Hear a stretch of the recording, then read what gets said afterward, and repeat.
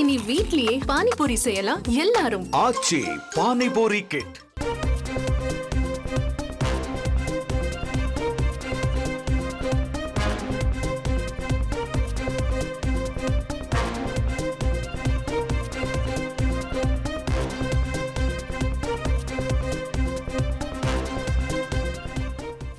நீலகிரியில் தொடரும் கனமழை காரணமாக பில்லூர் அணைக்கு நீர்வரத்து 15,000 கனஅடியாக உயர்ந்திருக்கிறது. இதனால் பில்லூர் அணையில் நீர் திறப்பு செய்யப்பட்டிருப்பதால் வெள்ள அபாய எச்சரிக்கையும் விடுக்கப்பட்டிருக்கிறது. விரிவான விவரங்களை செய்தியாளர் கார்த்திக் வழங்க கேட்கலாம். கார்த்திக் வணக்கம், விவரங்களை பதிவு பண்ணலாம். கார்த்திக் வணக்கம். மேட்டுப்பாளையம் பில்லூர் அணையின் மொத்த கொள்ளளவு 100 அடி ஆகும்.